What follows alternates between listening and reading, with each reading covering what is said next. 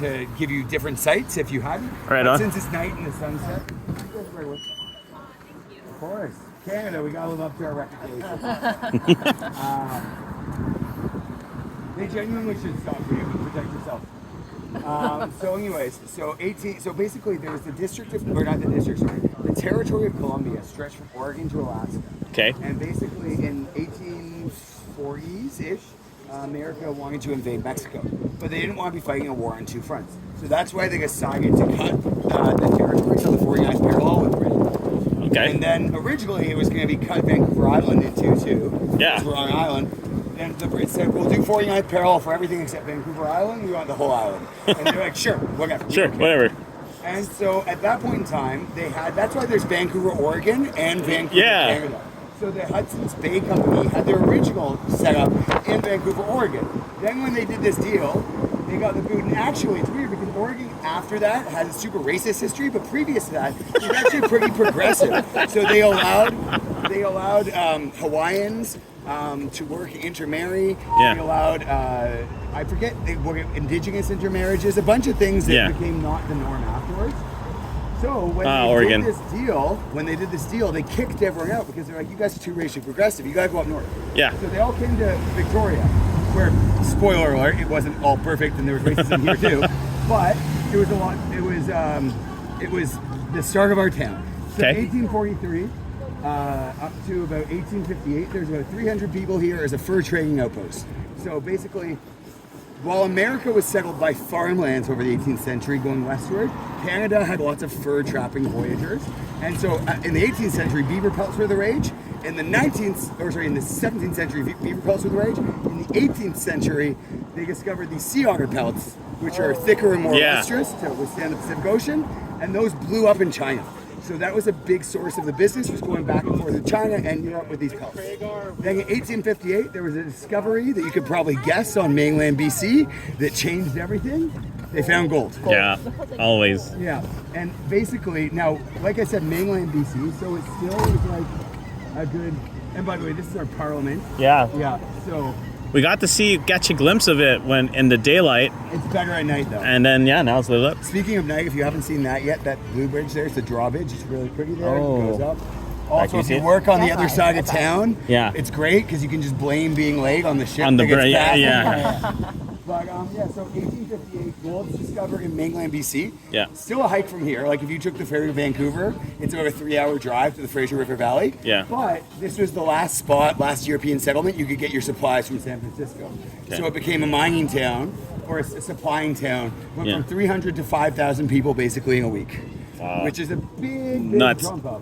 And they were cut off. There's no railroads across Canada at the time, or America for that matter. So to communicate with Britain, they had to sail all the way around the southern tip of South America and back up. So, which, if you think about, you want to leave Britain or the eastern seaboard in the summer, then you want to wait until it's winter in South America before you do that trip. So it's basically was a year journey to communicate. So it was like quite a Wild West town. Yeah. Like the bank tellers had to practice at those like old banks downtown, which you may see, had to practice pistol training in their off times.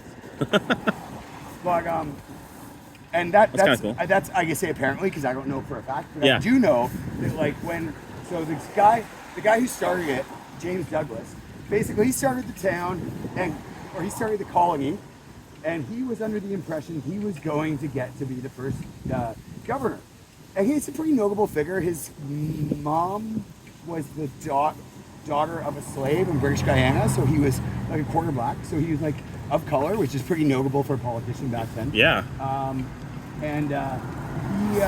So he thought he'd get to be the first governor. Then at the last minute, the royal family said, look, we love you, we like you, but there's this guy or Hudson's Bay Company said there's this family who's friends with the Queen, the Blanchards, and they want their son to be, and they're a mercantile family. We got swooped on. They want him to get the job. And you got to build him a mansion.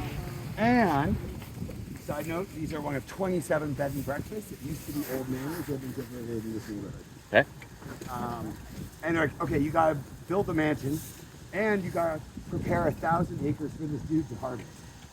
So, naturally he was choked. But when Richard Blanchard came here, like I said, you had to go all the way around. where's my mansion? Yeah. They're like, yeah, we didn't build it. You can stay in the harbor.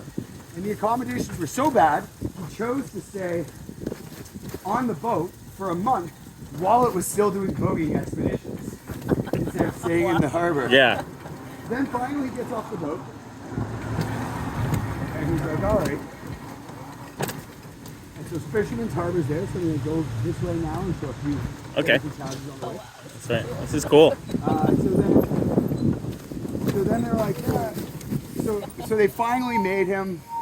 Great restaurant if you come back. Nourish, really nice, fancy, like homey, but like really nice. Healthy, I wish they wouldn't delicious. do like a ridiculous 5 to 9:30 stop. But you guys are better than a lot of them. A lot of times it's 7:30 to midnight, and people are 8.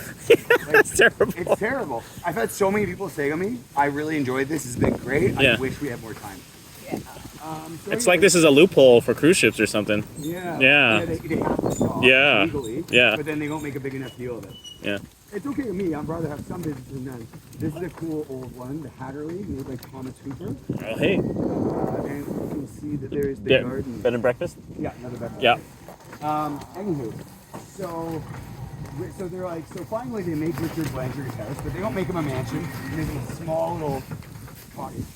And they're like, okay, you have 1,000 acres, but he didn't say anything about us helping you harvest it. So you can have whatever you're entitled to, whatever you can take by hand. He got back on the boat, went back to Europe 2 years later, never came back. Wow. Anyways, and then Douglas went on to become the governor and Okay. a major prominent historical figure. Nice. The reason I mention that story is just to give an idea of how segregated British Columbia was from, separated, not segregated, there's always competition, but separated from the rest of the British Empire. Right.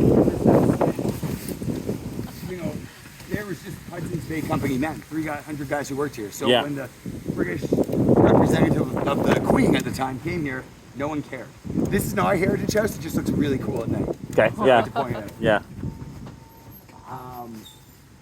So anyways, yeah, and then basically under James Douglas, the BC, Vancouver Island, the colony of Vancouver Island eventually merged with the colony of British Columbia on the mainland, became the colony of British Columbia, and then later they joined as the second last province to join Confederation at the end of like the 19th century. So a big reason why they took a long time to join is because they were cut off from the rest of Canada. And part of the deal of BC joining Canada is that they had to complete a railroad across Canada. Oh. This time, the only way to communicate and get supplies was through America. But this is also the time of manifest destiny. So they don't want to have to, if they're, say, worried about America invading, have to rely on American railways to transport troops or goods. So actually, interesting side note into Canadian history.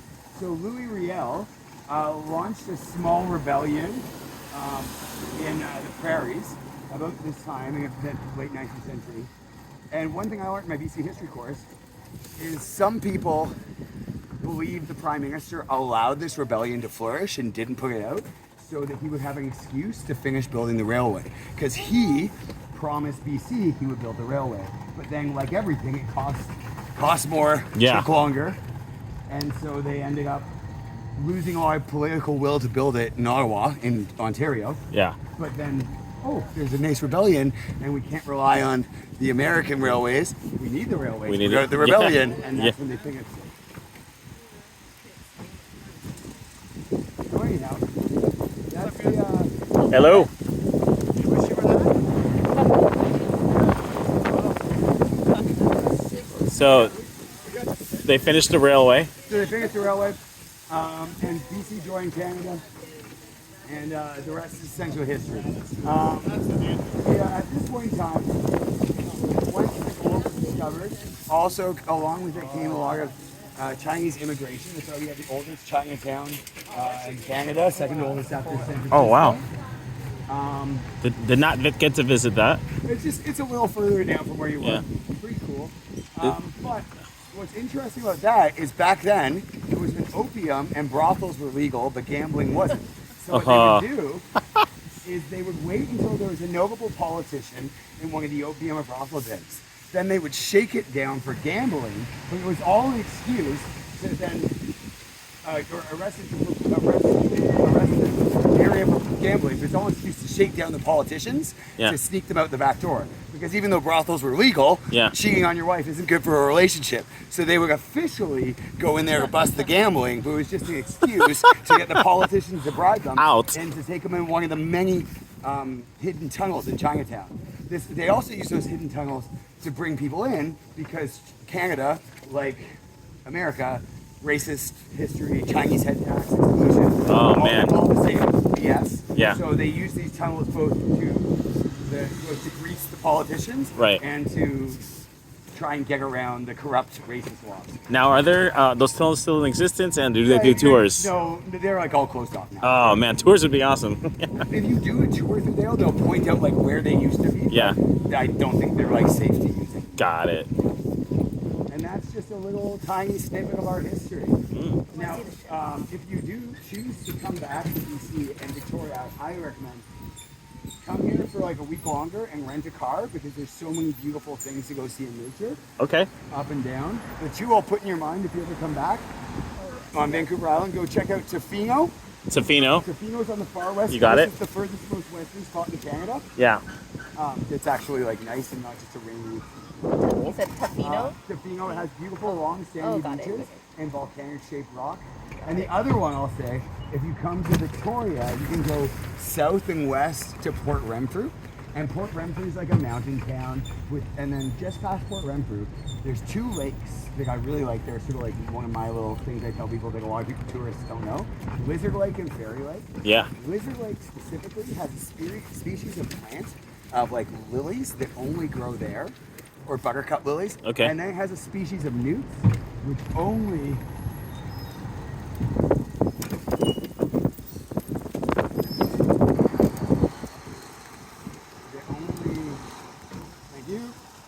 they only grow specific to the plant in Lizard Lake. Okay. So if you want a really cool anywhere else, that's just sort of like hidden gems of the island. Those two spots. Okay. That said, you really can't go wrong if you come here if you're an outdoorsy person. Yeah. Oh, and the one other one I'll say too, you have to book this one Airbnb here like a year in advance. but yeah, it looks like- Hornby Island. So there's two. You have to take one ferry to Denman Island and another to Hornby. But Hornby's called the Hawaii of the North. Because Okay. there's like volcanic undercurrents below the water. So there's like warm water. in the North Pacific. It's like nothing else. Wild. So like literally, like if I wanted to go there next summer, I guarantee you like every Airbnb's already booked. Yeah. But if you like plan and you want to do a Vancouver Island trip, those are my three hot spots, literally. Yeah. Tofino, Port Renfrew, not hot but like beautiful, Yeah. and then Hornby Island. And we want to come back. Yeah, it's definitely worth it. It also like in general like there's lots of different climatic zones, lots of things to go see. You can snowboard up in Washington. Are you guys going back to California tonight?